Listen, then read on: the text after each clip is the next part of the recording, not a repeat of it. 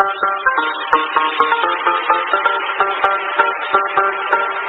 student, welcome to Mank Mathmania YouTube channel. I hope you are doing well. Today we will discuss UP PCS pre-examination GSET second paper some special math question. Math के question को discuss करेंगे जो UP PCS pre exam में आया था, केवल math के question. तो आइए देखिए, फर्स्ट जो क्वेश्चन आया था वो क्या था। कह रहा था कि एक दुकानदार है, किसी वस्तु का क्रय मूल्य उसके क्रय मूल्य से 20% अधिक अंकित करता है।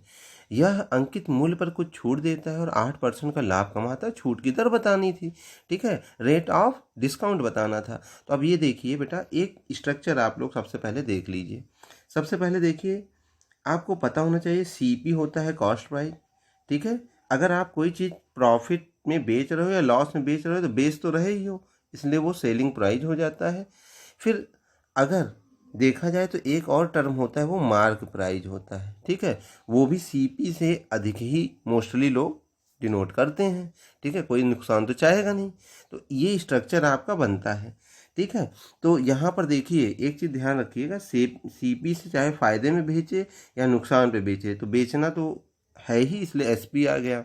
दूसरी चीज़, जो मार्क प्राइस है उसमें छूट देना होता है दुकान वालों को, तो छूट दे के बेचता वो भी है ना, छूट देने के बाद ही बेचता है, तो बेचता है तो एसपी पे आओगे ना एट लास्ट। तो ये दिमाग में स्ट्रक्चर आपके बनना चाहिए। हमसे क्वेश्चन में कहा था, क्वेश्चन में ये कहा था कि किसी वस्तु का मूल्य उसके क्रय मूल्य से 20% अधिक अंकित करता है। तो अब हमको ये बताओ, अगर मैंने सीपी ये ले लिया, एसपी ये है और एमपी ये है, तो मैं सीपी से कहाँ जा रहा हूँ, एमपी पे। माना सीपी 100 है तो एमपी कितना होगा, 120 अंकित कर रहा है ना, 20% अधिक अंकित कर रहा है, तो 100 का 20% 120 हो जाएगा, ठीक है। फिर देखिए, वह अंकित मूल्य पर कुछ छूट देता है और 8% का लाभ कमाता है। हमको ये तो पता नहीं छूट कितना दे रहा है, लेकिन ये पता है कि 8% का लाभ कमा रहा है। अब हमको बताओ, 100 का 8% लाभ कमा रहा, बेच रहा है ना, तो वो बताइए 8% लाभ पे अगर बेच रहा होगा तो 108 में बेचेगा ना। अब हमको ये बताओ कि 120 मार्क प्राइस था, 108 पे बेच रहा, तो कितने रुपए कमी किया, तो आप कहोगे 12 रुपए की कमी कर दिया। तो 12 रुपए की अगर कमी कर दिया तो हमको ये बताइए, जो नीचे, ये तो 12 रुपए छूट है, और जो नीचे की जो ये पॉइंट होता है यहाँ पे क्या भरा जाता है, तो यहाँ मुझे छूट की बात, छूट की दर देखनी है ना, तो एमपी पे हम कैलकुलेट करेंगे। तो एमपी कितना था, 120 था, और गुणे 100 कर लीजिएगा। अब देखो, ये 0 से 0 कटा, अब 12 से 12 कटा, तो कितना आ जाएगा, 10% का आपका क्या हो गया, छूट हो गया, ठीक है। तो मुझे समझाने में समय लगा, लेकिन ये मुश्किल से 15 सेकंड का क्वेश्चन था, ठीक है। अब देखिए आगे, 15 सेकंड भी मैं बहुत ज़्यादा बता रहा हूँ, उससे भी कम का था। आइए, ये क्वेश्चन तो एकदम सिंपल है, क्वेश्चन नंबर 47 आप कर लीजिएगा, इसका आंसर -32 आ रहा। क्वेश्चन नंबर 48 को डिस्कस करते हैं। 48 में देखिए, बहुत अच्छा है, अलजेब्रा का क्वेश्चन है। y/x, देखिए यहाँ पर क्या है, y/x है, ठीक है। मैं क्या कर रहा हूँ, ये जो -x/y है, इसको इधर लाऊंगा तो ये प्लस में हो जाएगा, ठीक है, और 2 अपनी जगह पड़ा रहेगा। अब इसका गुणा इससे करोगे तो y² हो जाएगा, इसका गुणा इससे करोगे तो x² अपॉन में xy होगा, बराबर 2 के, ठीक है। अब देखिए, अगर 2 के बराबर होगा तो मैं ये चीज़ यहाँ ला सकता हूँ ना, यानी x² प्लस y² प्लस, मतलब सॉरी, यहाँ बराबर कर ले रहा हूँ 2xy, ये 2 इधर, xy इधर चला है 2 के पास, तो यहाँ से आप देख सकते हैं कि ये भैया x² plus y² minus 2xy बराबर 0 हो जाएगा, ना। अब हमको बताओ, x² plus y² minus 2xy ये क्या होता है, x² plus y² minus 2xy equal to 0 क्या होता है, तो आप कहोगे x माइनस वाई का होल स्क्वायर होता है, बराबर 0 के। तो मैं तो ये भी कह सकता हूँ 0 का वर्ग करो तो भी 0 आता है। तो मैं कंपेयर कर लेता हूँ इन पूरों को, पूरी चीज़ को कंपेयर करता हूँ, तो ये क्या हो जाएगा, x माइनस वाई बराबर 0। तो मैं कह सकता हूँ x समान किसके बराबर, y के। तो तुम्हारे दिमाग में कुछ और बैठे चाहे ना बैठे, x माइनस वाई बराबर 0 जरूर बैठना चाहिए, यानी x बराबर क्या हो गया, y। अब इसी को आपको रख देना है, ठीक है। आइए देखते हैं, रखते हैं, x बराबर y आपके दिमाग में बैठ जाना चाहिए, ठीक। मैं जगह नहीं है इसलिए इसको दिमाग में बैठा ले रहा हूँ कि x बराबर y। सबसे पहले देखिए, मान रखना कहाँ है, x बराबर y इसमें रखना है। तो x बराबर अगर आप y रखोगे तो यहाँ क्या पाओगे, y³ पाओगे। फिर यहाँ से x बराबर y रखो तो y और y² का गुणा y³ हो जाएगा। फिर देखो, x बराबर y रखो तो y³ 2y क्यूब हो जाएगा। और ऊपर भी तो बेटा y क्यूब क्या है 2y क्यूब है, और नीचे भी 2y क्यूब, y क्यूब से y क्यूब गया, 2 से 2 गया, कितना आया 1 आया है। तो इसका जो आंसर था वो 1 है। ठीक है, समझे ना।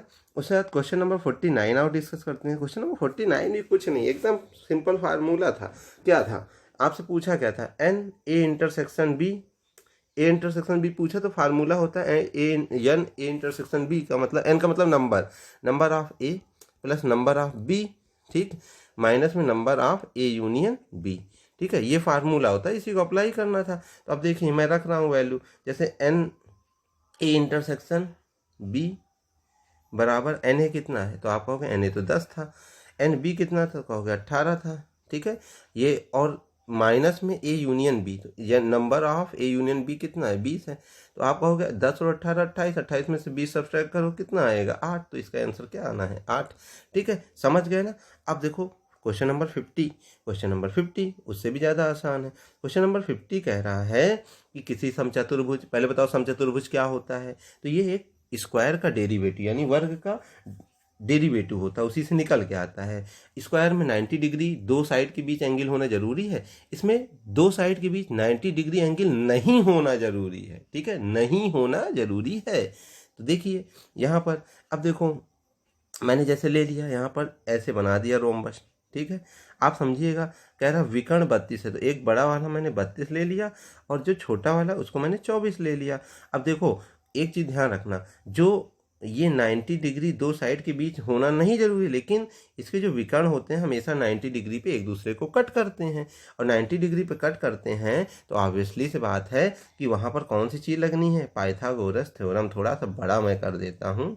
और अब देखिए यहाँ पर अगर ये 24 है तो बेटा ये बराबर और 90 डिग्री पे काटते हैं तो ये 12 हो जाएगा, और ये 32 है तो ये क्या हो जाएगा 16 हो जाएगा। ठीक, 90 डिग्री यहाँ लग जाएगा, तो मैं किनारे यहाँ ऐसे निकाल के यहाँ लगा देता हूँ कि ये 16 का स्क्वायर और ये 12 का स्क्वायर, तो 12 का स्क्वायर तो 144 होता है, 16 का स्क्वायर 256, ऐड करोगे दोनों 400 आ जाएगा। तो अगर 400 यहाँ पर है तो इसका स्क्वायर रूट निकलेगा तो कितना आएगा 20, यानी कि एक साइड क्या निकल के आई 20, क्या निकल के आई 20, क्या निकल के आई 20। अगर ये 20 तो सारी साइडें क्या होंगी 20 20। ठीक है, तो आप समझ गए इसका आंसर यानी क्या होना। उसका मुझसे परिमाप पूछा था ना, तो परिमाप क्या होगा, परिमाप चारों ओर की माप, यानी अगर एक 20 है तो सब जोड़ोगे 20 20 20 20 कितना हो जाएगा 80। तो इसका आंसर क्या हो जाएगा, it is the right answer. फिर आइए क्वेश्चन नंबर 51, बहुत ही आसान क्वेश्चन, अब इससे आसान तो पीसीएस वाले दे ही नहीं सकते थे।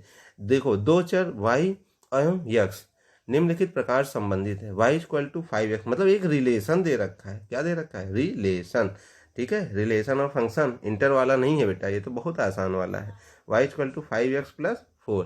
ठीक है, कह रहा है x का समांतर माध्य 10 है, यही 10 उठा के रख दीजिए x की जगह। ठीक है, तो y का समांतर माध्य निकला है, हम तो समांतर माध्य से कंपेयर कर रहे हैं ना सब कुछ, देखो ना। अब देखो यहाँ पर क्या हो जाएगा, यहाँ पर यहाँ पर y इक्वल टू 5x की जगह 10 रखो और प्लस 4 रखो, तो 10 और 50 मतलब 5 10 जा 50 और 4 तो कितना आ जाएगा 54, यही आपका राइट आंसर हो जाएगा। ठीक है, नेक्स्ट वीडियो में और भी क्वेश्चन डिस्कस करेंगे, तो तब तक के लिए थैंक